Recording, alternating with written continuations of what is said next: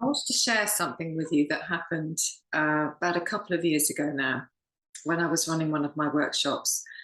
And this is just to give you an example, to give you an idea of how powerful our imagination can be. So I was running a workshop with families, and the workshop that I was running was to do with the book that I've written called My Magical Garden. And this is all about giving children a safe space. In the workshop, I think I had about 5 or 6 families, and it's a beautiful workshop. It's usually very calm, it's very creative, it's very imaginative, and it's teaching a technique to use at home to help the children with high levels of anxiety or anger issues, or children who find it difficult to sleep. So there we were running this workshop, or there I was running the workshop, and there was one little boy who was just running all over the place. However, at the moments where where the children were asked to make a choice, he was able to come and sit next to his mother, make a choice, and where the other children were asked to close their eyes and use their imagination to go into their special magical place, he would make his choice and then he would start running around again. And that was fine because it didn't bother any of the other children. So everybody else was still managing to do this, to do the lovely workshop. But something happened that really drew my attention and made me really curious. And I'll show you the page. So on one of the pages, I don't know if you can see that, you've got this one here. It's a page of crystals. And I asked the families, all to choose a crystal.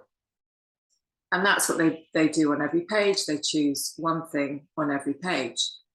So this was no different, only it was, because the little boy that was running around, when he saw the crystal page, he sat down next to his mum, he chose his crystal, and then he closed his eyes. And then for a minute or maybe more, he was just quiet, with his eyes closed, and just imagining himself with his crystal in his magical garden. And so I kept the other children, quiet. Well, I didn't keep them quiet. I just didn't ask them to open their eyes until he did.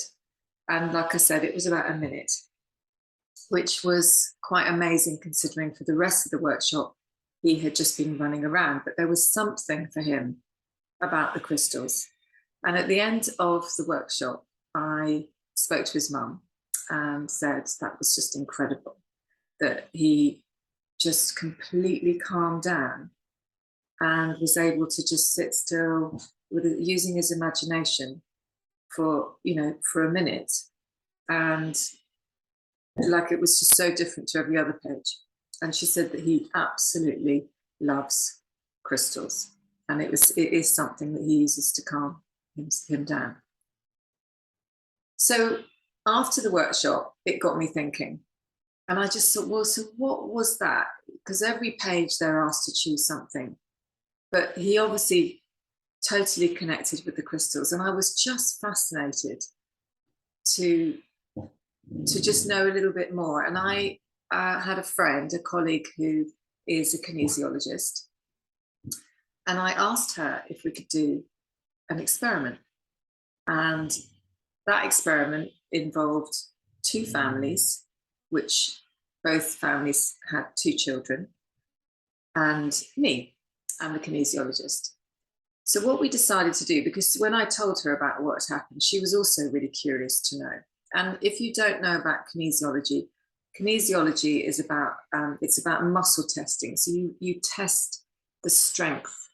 With the kinesiologist will push against to see if something makes you stronger or weaker. So quite often with kinesiology, it's to do, they will test for food intolerances, whether a food makes you stronger or weaker.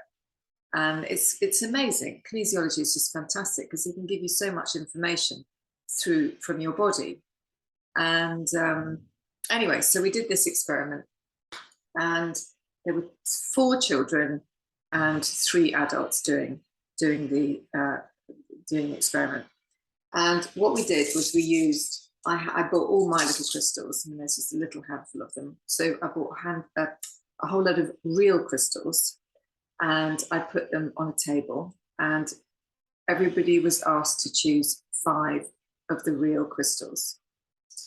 And then they were asked to choose one of the crystals from the book. And one by one, we were each tested by the kinesiologist.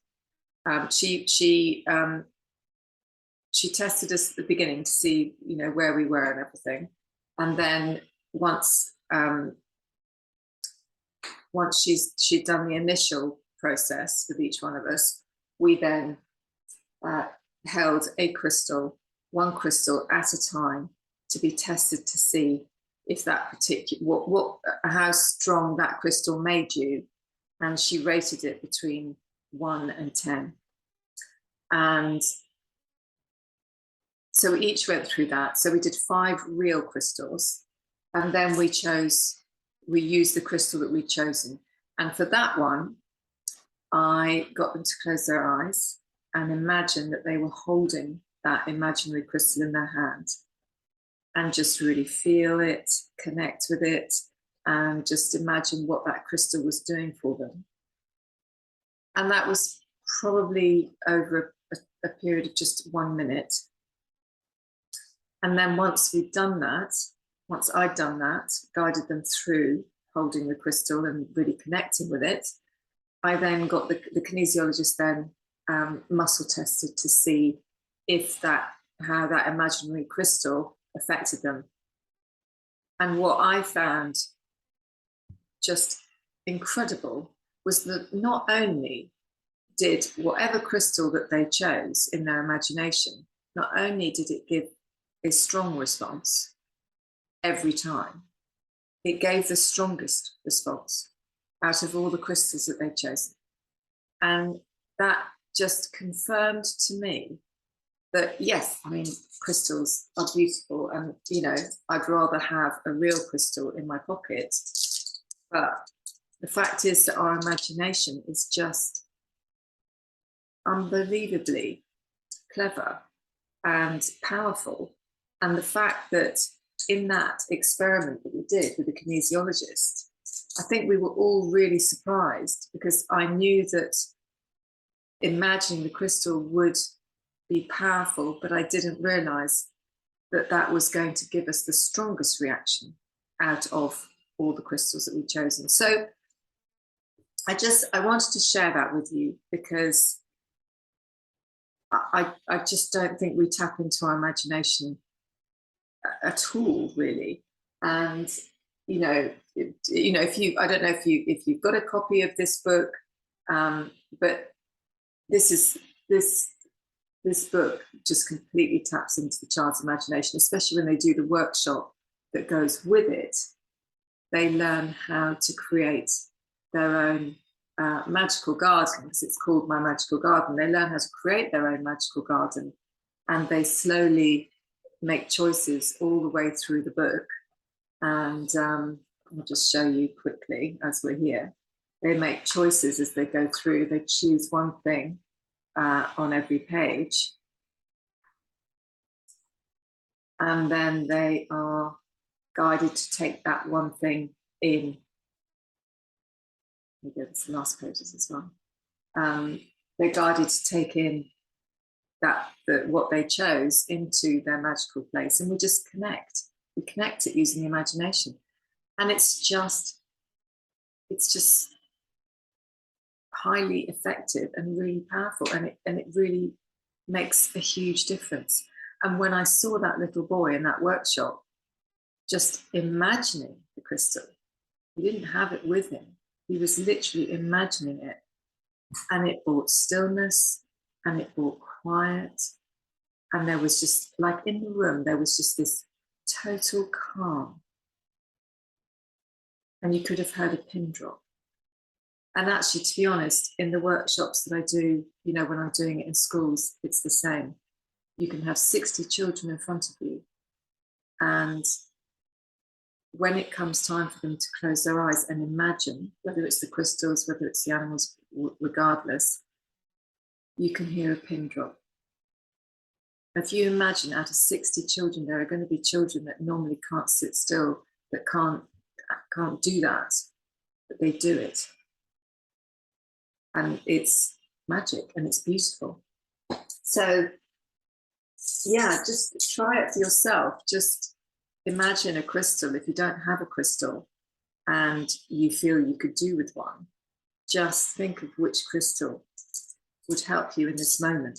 And then just imagine that you're holding it. Or imagine that you're wearing it around your neck and just hold the crystal that's around your neck.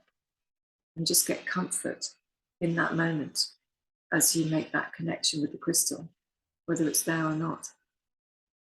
So I wanted to share that with you because I thought it was amazing. I was speaking to somebody the other day about it, and they said, you need to share that. You need to tell people about that. So I have, and I hope that you know, that helps you, and maybe, you know, you can help your children to use their imagination to, you know, to access that calm.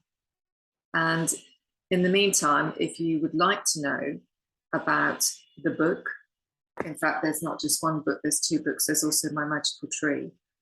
So if you would like to know more about these books for children, they can be transformational for them. They can just really help them on a, you know, on a different level. So I'm always happy to talk about them and always happy to share. Sorry, that's my dog, and I'm not going to record this again, so we're just going to have to listen to her. Yes, so as I was saying, yeah, if you want to know more about the books, about the workshops, about the support I give to parents and to children, then please get in touch. Love to hear from people, and take care.